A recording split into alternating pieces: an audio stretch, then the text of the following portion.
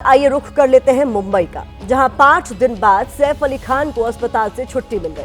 अब से 3.5 घंटे पहले शाम करीब 4:30 बजे सैफ लीलावती अस्पताल से डिस्चार्ज हुए, जहां से वो सीधे बांद्रा में सदगुरु शरण अपार्टमेंट वाले अपने घर पहुंचे। घर पहुंचने के बाद मीडिया के कैमरों में सैफ अली खान की जो तस्वीर कैद हुई, उसमें सैफ खुद चलकर अपने अपार्टमेंट में दाखिल होते नजर आए। उनकी आंखों पर काला चश्मा था। उनको देखकर लग रहा था कि उनकी सेहत अब पहले से काफी बेहतर है। एक दूसरे वीडियो में अस्पताल से घर आते समय कार में भी सैफ कुछ बोलते हुए नजर आ रहे हैं। आज सैफ के घर पहुंचने से पहले सदगुरु शरण अपार्टमेंट के 9वें, 10वें और 11वें फ्लोर के डक्ट को रिपेयर किया गया। डक्ट के सहारे ही हमलावर सैफ के घर तक पहुंचा था। तो दूसरी तरफ बालकनी में लोहे की मजबूत जालियां लगाई गई हैं और नए सिरे से सीसीटीवी इंस्टॉल किए जा रहे हैं, क्योंकि इन्हीं सुरक्षा खामियों की वजह से हमलावर सैफ के घर तक पहुंचने में कामयाब हुआ था। लेकिन सवाल सिर्फ इतना नहीं है कि हमलावर सैफ और करीना के घर कैसे पहुंचा। उससे भी बड़ा सवाल यह है कि बांग्लादेश के रहने वाला शरीफुल बिना किसी कागज, बिना किसी वैध अनुमति के भारत कैसे पहुंच गया। आरोपी शरीफुल इस्लाम शहजाद से पूछताछ में हर रोज नए खुलासे हो रहे हैं। आरोपी ने पुलिस को बताया है कि वो कैसे बांग्लादेश से घुसपैठ कर भारत की सीमा में दाखिल हुआ। सैफ के हमलावर के बहाने हम बांग्लादेश से घुसपैठ वाले पूरे रूट को आज एबीपी न्यूज पर डिकोड करेंगे।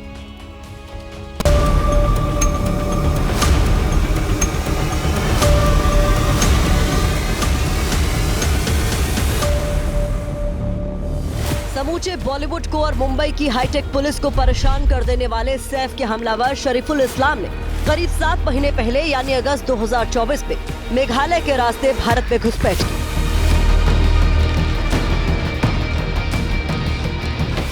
इसके लिए शरीफुल ने मेघालय की डॉकी कस्बे का सहारा लिया। इसी कस्बे से बहकर गुजरने वाली डॉकी नदी को भारत की सबसे साफ और पारदर्शी पानी वाली नदी कहा जाता है। मेघालय के पश्चिम जैतिया जिले में डॉकी कस्बे की सीमा बांग्लादेश से लगती है। यहाँ सीमा निर्धारण के नाम पर सिर्फ पत्थर बिछे हुए हैं, न कोई दीवार, न कोई कटीले तारों का जाल। मुंबई पुलिस के मुताबिक सैफ पर हमला करने वाले शरीफुल ने इसी जगह से भारत में घुसपैठ की। साल 2023 में मेघालय के इसी डॉकी गांव में भारत बांग्लादेश सीमा का हमारी संवाददाता मनोज्ञा लोईवाल ने जायजा लिया था।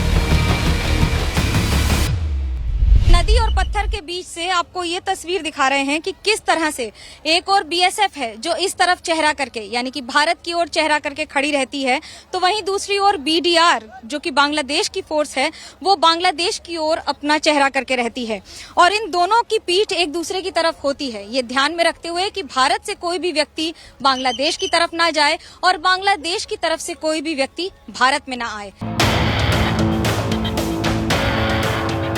देखा आपने, ऐसे में सोचिए बिना दीवार और कटीले तारों वाले डॉकी से भारत में घुसपैठ करना कितना आसान है। पुलिस के मुताबिक मेघालय में डॉकी सीमा से घुसपैठ के बाद शरीफुल पश्चिम बंगाल पहुंचा, जहां वो लंबे समय तक कई जिलों में घूमता रहा और वहीं के एक निवासी के आधार कार्ड की मदद से उसने सिम कार्ड खरीदा और उसके बाद नौकरी के लिए मुंबई आ गया।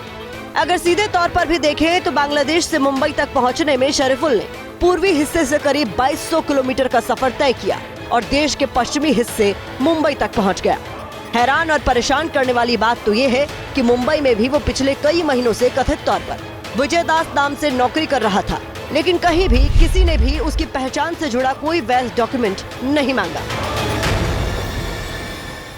मुंबई पुलिस सूत्रों के मुताबिक आरोपी शरीफुल बांग्लादेश से डाउकी नदी पार कर मेघालय पहुंचा। मेघालय से वो पश्चिम बंगाल में दाखिल हुआ।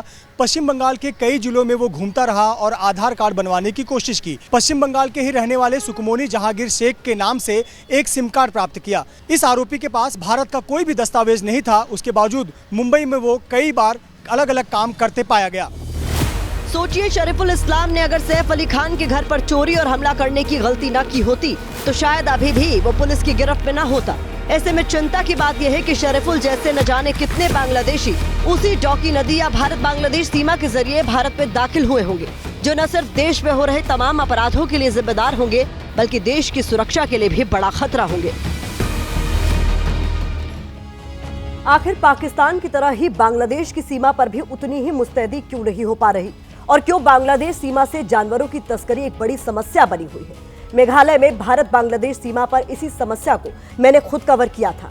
इस पूरी समस्या से जुड़ी हमारी ये रिपोर्ट देखिए।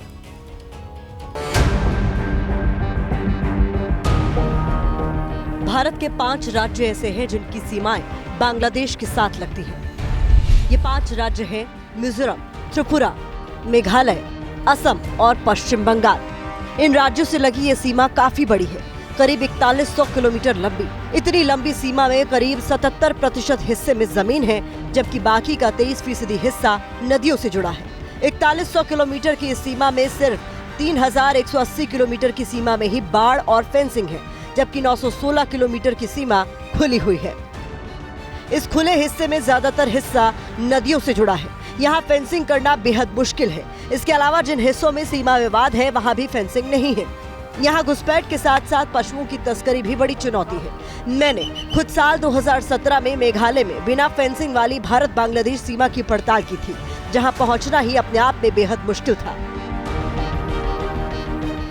करीब 6 किलोमीटर जंगल के रास्तों से होते हुए आपको दिखा दें, जो हमारे दाईं तरफ जो पहाड़ी आपको दिखाई दे रही है, ठीक उस पहाड़ी से नीचे उतरकर हम आए हैं।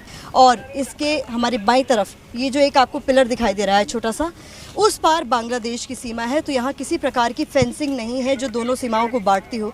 तो ऐसे में बिना फेंसिंग के बीएसएफ का काम और भी मुश्किल हो जाता है। वहाँ पहुंचकर मैंने देखा कि किस तरह मेघालय के उस सीमावर्ती हिस्से में पशु तस्करी का खेल चल रहा था। मेघालय के जिस ईस्ट खासी हिल्स में इस वक्त हम मौजूद हैं, यहाँ पर सीमा सुरक्षा बल का काम केवल इन्फिल्ट्रेशन यानी घुसपैठ रोकना ही नहीं है, और भी कई सारी मुश्किलें इन्हें आती हैं और भी कई तरह के काम इन्हें यहाँ पर करने होते हैं, जिसमें से एक है तस्करी रोकना, चाहे फिर वो किसी भी तरीके की जानवर की हो या और भी। हम आपको दिखा दें तस्वीरों में जो आप ये कैटल्स देख रहे हैं, मवेशी देख रहे हैं, इनको उस पार ले जाया जा रहा था बांग्लादेश की ओर, जब बीएसएफ ने इसे रोका है। आंकड़े कहते हैं कि जनवरी 2024 से अक्टूबर 2024 के बांग्लादेश से आई करीब 12,000 किलोग्राम नशे की खेप पकड़ी गई। गृह मंत्रालय की साल 2017 की रिपोर्ट के मुताबिक भारत बांग्लादेश बॉर्डर पर तस्करी के मामले में हर साल करीब 1.5 लाख मवेशी पकड़े गए, और माना जा रहा है कि अब तक ये आंकड़ा और ज्यादा बढ़ गया होगा। भारत बांग्लादेश सीमा पर जानवरों की तस्करी से इतर मानव तस्करी का मसला ज्यादा गंभीर है। नवंबर 2024 तक बीते साल करीब 2,500 घुसपैठिए पकड़े गए। 2023 में ये करीब 5,000 थे। 2022 में करीब 3,000 घुसपैठिए पकड़े गए। ये आंकड़ा इससे भी कहीं ज्यादा बड़ा और चिंताजनक हो सकता है, क्योंकि देश में ऐसे भी लोग हैं जो चंद पैसों के लिए देश की सुरक्षा से खिलवाड़ कर रहे हैं। ऐसे ही एक गैंग का खुलासा दिल्ली चुनाव के दौरान बांग्लादेशियों के विरुद्ध चलाए जा रहे तलाशी अभियान में भी हो चुका है।